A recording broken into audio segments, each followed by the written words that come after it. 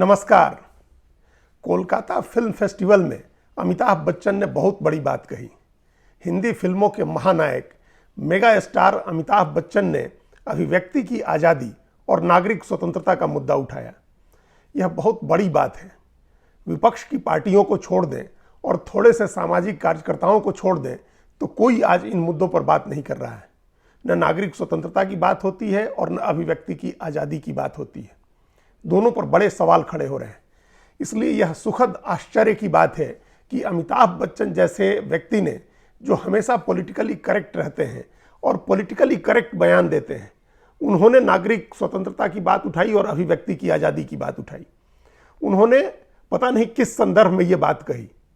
उनकी बात काफ़ी अस्पष्ट है। उन्होंने किसी को निशाना बना करके कहा, पश्चिम बंगाल सरकार के लिए कहा या भारत सरकार के लिए कहा या पूरे देश में अभी जो मौजूदा हालात हैं उनको लेकर के कहा, यह कुछ भी स्पष्ट नहीं है। उन्होंने निश्चित रूप से ये बात फिल्मों के संदर्भ में कही, कलात्मक अभिव्यक्ति के संदर्भ में कही, लेकिन उनके निशाने पर कोई एक व्यक्ति या कोई एक संस्थान था, ये स्पष्ट नहीं हुआ। उन्होंने 1952 के सिनेमेटोग्राफी एक्ट का हवाला दिया और कहा कि उस समय बहुत सख्त कानून होता था फिल्मों को मंजूरी देने का। और फिर उसके बाद केंद्रीय फिल्म प्रमाणन बोर्ड आ गया और वहाँ से सर्टिफाई कराना भी कोई बहुत आसान काम नहीं है। वहाँ से भी फिल्म के लिए सर्टिफिकेट लेना, ए सर्टिफिकेट मिलता है, यू सर्टिफिकेट मिलता है, AU सर्टिफिकेट मिलता है। तो जो जिस तरह की फिल्म होती है और जो प्रोड्यूसर डायरेक्टर जिस तरह का सर्टिफिकेट लेना चाहता है वो उसके लिए बहुत आसान नहीं होता है। एक केंद्रीय फिल्म प्रमाणन बोर्ड होता है, फिर सभी क्षेत्रीय फिल्म प्रमाणन बोर्ड होते हैं और वहाँ से मंजूरी लेनी होती है। तो उसी का जिक्र करते हुए अमिताभ बच्चन ने ये बात कही कि आज आज़ादी के इतने बरस बाद भी नागरिक स्वतंत्रता और अभिव्यक्ति की आज़ादी पर सवाल उठाए जाते हैं। ये बहुत बड़ी बात थी और इसको हाथों हाथ लिया पश्चिम बंगाल में जो सत्तारूढ़ पार्टी है TMC, उसके नेताओं ने। तृणमूल कांग्रेस की जो प्रमुख है ममता बनर्जी, उन्होंने कहा कि इस तरह की बात कहने के लिए बहुत हिम्मत की ज़रूरत होती है। उनके हिसाब से अमिताभ बच्चन ने बहुत हिम्मत दिखाई। हालांकि भारतीय जनता पार्टी की IT सेल के जो प्रमुख हैं अमित मालवीय, उन्होंने तत्काल इसको एक दूसरा डायमेंशन दिया। उन्होंने एक ट्वीट किया और कहा कि इससे ज़्यादा प्रोफेटिक बात नहीं हो सकती थी अमिताभ बच्चन की उस मंच पर जो तृणमूल कांग्रेस का और पश्चिम बंगाल सरकार का मंच था।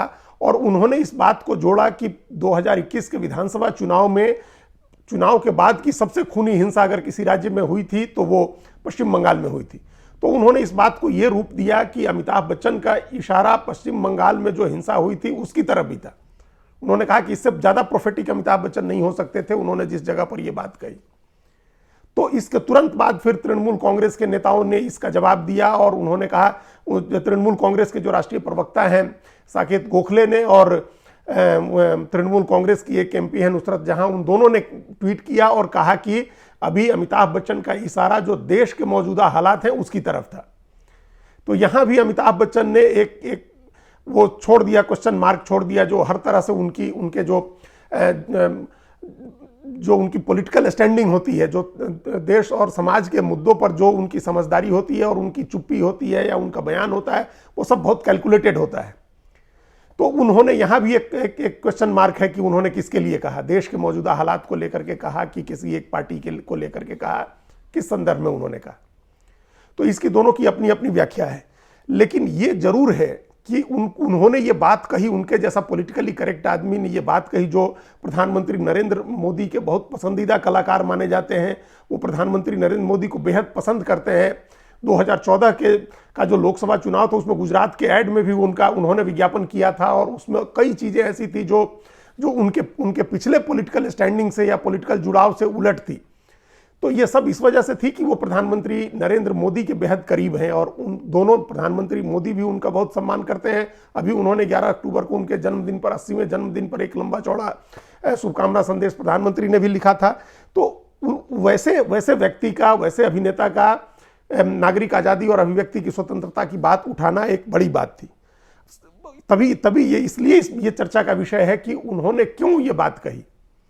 क्या ये स्थिति है कि पानी अब सर के ऊपर से गुजर रहा है और उनको लगा कि अब बोलना चाहिए है, या ऐसे वहां के हालात, तो वैसे मौजूदा वहां की स्थिति थी, ममता बनर्जी मंच पर थी, शाहरुख खान मंच पर थे, तो वहाँ की स्थिति, वहाँ के उस मंच की जो व्यवस्था थी, जो स्ट्रक्चर था, उसको ध्यान में रख के उन्होंने एक बयान दे दिया। इस नज़रिए से भी देखें तो उनका बयान बहुत महत्वपूर्ण है और उन्होंने किसी की तरफ भले इशारा न किया हो, लेकिन उन्होंने एक बहुत बड़ी बात उठाई है।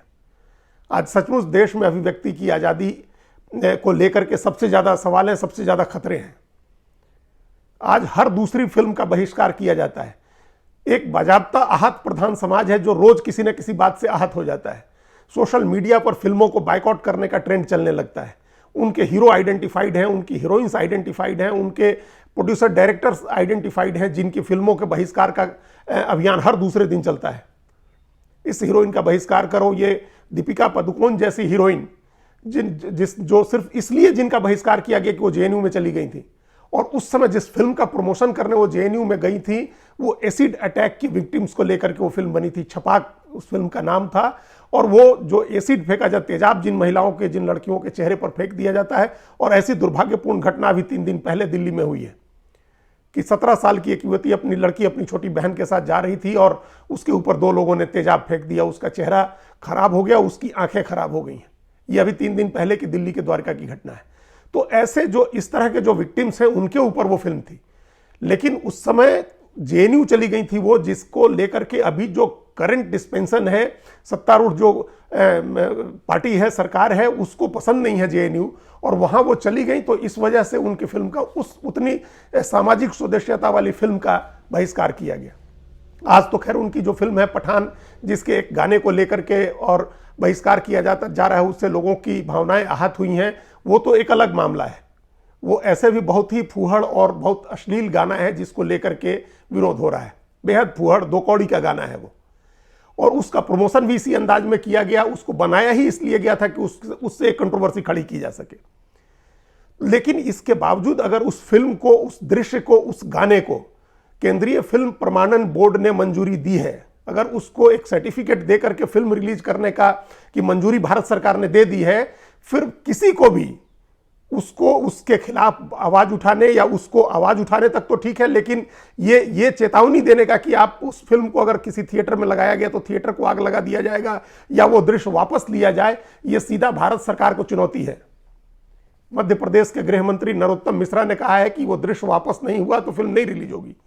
एक महंत है, उन महंत ने कहा कि अगर थिएटर में लगेगी तो थिएटर जला दिए जाएंगे। यह भारत सरकार को चुनौती है, क्योंकि भारत सरकार की बनाई केंद्रीय फिल्म प्रमाणन बोर्ड ने उसको सर्टिफिकेट दिया, उसको मंजूरी दी है। तो क्या मध्य प्रदेश के गृह मंत्री या कोई महंत जो है वो सुपर सेंसर बोर्ड हो गए कि सेंसर बोर्ड से मंजूरी के बाद एक सुपर सेंसर बोर्ड से भी मंजूरी लेनी होगी? और ये एक फिल्म के मामले में नहीं हो रहा है। ये एक फूहड़ गाने या अश्लील फिल्म या बहुत घटिया उसके को लेकर के विरोध हो रहा है, ये सिर्फ ऐसी बात नहीं है। पीछे इसके पहले कितनी ही फिल्मों को लेकर के इस तरह की घटनाएं हुई हैं जब फिल्मों का बहिष्कार किया गया, छोटी छोटी बातों पर, कपड़ों के रंग पर और एक एक डायलॉग के ऊपर या फिल्म के नाम के ऊपर लोगों की भावनाएं आहत हो गई और फिल्मों को रोका गया, उनके खिलाफ बाइकआउट का ट्रेंड चलाया गया, उनको लेकर के फिल्मों के खिलाफ प्रदर्शन किया गया। पद्मावती से लेकर के और मणिकर्णिका तक ऐसी कितनी ही फिल्में, अनगिनत फिल्में हैं जिनका विरोध हुआ और उनके खिलाफ प्रदर्शन हुए, थिएटर्स पर हमले हुए, हीरो हीरोइंस के बाइकआउट की खबरें आई।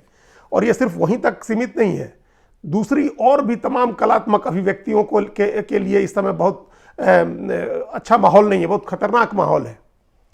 कितने ही लोगों के नाम गिनाए जा सकते हैं जो स्टैंड अप कॉमेडियंस हैं और वो सत्ता के खिलाफ बोलते हैं, इसलिए उनका कार्यक्रम रद्द करा दिया जाता है, उनके कार्यक्रम की मंजूरी नहीं मिलती है। मुनव्वर फारूकी हो, कुणाल कामरा हो, वीर दास हो, ऐसे अनेक लोग हैं जिनका कार्यक्रम तय हो गया, टिकटें बुक हो गई और उसके बाद एक खास समूह के लोग, एक खास संगठन के लोग हंगामा करते हैं, प्रदर्शन करते हैं, सरकार को धमकी देते हैं और सरकार की हिम्मत नहीं होती है कि वो पुलिस प्रोटेक्शन दे करके उस कार्यक्रम को, उनका कार्यक्रम कराए जो लेजिटिमेट है। उनको कार्यक्रम रद्द करना होता है। बेंगलोर में कार्यक्रम रद्द हो रहे हैं, मध्य प्रदेश में कार्यक्रम रद्द हो रहे हैं, दिल्ली तक में कार्यक्रम रद्द हो रहे हैं, इस नाम पर कि कोई एक समूह, कोई अनजाना सा, कोई गुमनाम सा समूह जिसके नाम में कुछ वो सेना या सेने या हिंदू या कुछ इस तरह का लगा हुआ है और वो विरोध करता है और वो कार्यक्रम रद्द हो जाते हैं। तो ये किसी भी सभ्य समाज के लिए ये अच्छी बात नहीं है। तो ये हम मान सकते हैं कि पानी सर के ऊपर से गुजर रहा है, तमाम तरह की कलात्मक अभिव्यक्तियों पर सवाल उठ रहे हैं, लोगों का लोगों को के लिए अपने को अभिव्यक्त करना मुश्किल हो रहा है। और इस बात को समझते हुए अमिताभ बच्चन ने एक बात कही है। उन्होंने भले इशारों में कही, किसी का नाम नहीं लिया, किसी को इंगित नहीं किया, लेकिन आज के जो हालात हैं उस हालात को देखते हुए उनकी बात बहुत सही है, टू द पॉइंट है। और इस बात पर सभी सरकारों को ध्यान देना चाहिए, भारत सरकार से लेकर के और पश्चिम बंगाल सरकार को, कर्नाटक सरकार से लेकर के और मध्य प्रदेश सरकार तक, कि वो अभिव्यक्ति की आज़ादी सुनिश्चित करें, नागरिक स्वतंत्रता सुनिश्चित करें। यह संविधान का मूलभूत अधिकार है। भारत के संविधान से भारत के नागरिकों को जो सबसे मौलिक अधिकार मिला हुआ है वो सम्मान के साथ जीवन जीने की आज़ादी है, वाक और अभिव्यक्ति की आज़ादी है। और इसे किसी भी एक संगठन या दूसरे संगठन या एक व्यक्ति, दो व्यक्ति या पांच व्यक्ति के आहत होने की वजह से अगर छीना जाता है ये अधिकार, तो फिर ये पूरा संविधान की सारी व्यवस्था विफल हो जाएगी। आज़ादी का मतलब एब्सोल्यूट इंडिपेंडेंस होता है, संपूर्ण आज़ादी होती है, शर्तों के साथ कोई आज़ादी नहीं होती है। जैसा कि वोल्टेयर ने कहा था कि अगर सारी दुनिया एक तरफ है, एक बात कह रही है, और कोई एक व्यक्ति अकेले कोई एक दूसरी बात कह रहा है, तो उस एक व्यक्ति के अधिकार के लिए मैं अपनी जान भी दे दूंगा, उस एक व्यक्ति की आज़ादी के अधिकार के लिए। तो आज़ादी का मतलब यह होता है एब्सोल्यूट आज़ादी, संपूर्ण स्वतंत्रता ऐसी होती है। तो यह सुनिश्चित करना कर्तव्य है भारत की सभी सरकारों का, क्योंकि यह अधिकार संविधान से मिला हुआ है। तो अमिताभ बच्चन ने जो कहा, उन्होंने भारत देश के हालात को लेकर के कहा या बंगाल के हालात को लेकर के कहा, इस बहस में जाने की जरूरत नहीं है। लेकिन आज जो स्थिति है, जिस तरह से फिल्मों को लेकर के, किताबों को लेकर के, हास्य कलाकारों को लेकर के या किसी भी तरह की कलात्मक अभिव्यक्ति को बाधित किया जा रहा है, उस स्थिति को ठीक करना आज देश की सबसे बड़ी जरूरत है। आज़ादी के 75 साल हुए हैं, हमारा अमृतकाल शुरू हुआ है, जैसा कि प्रधानमंत्री कह रहे हैं, अगला 100 साल, अगला 25 साल अमृतकाल है। और इंडिया एट 100 के कैंपेन चल रहे हैं 2047 तक।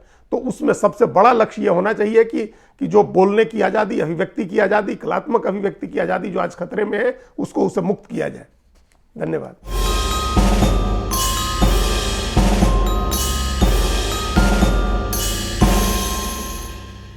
कृपया हमारे चैनल के साथ जुड़िए, लाइक कीजिए, सब्सक्राइब कीजिए, बेल आइकॉन जरूर दबाइए।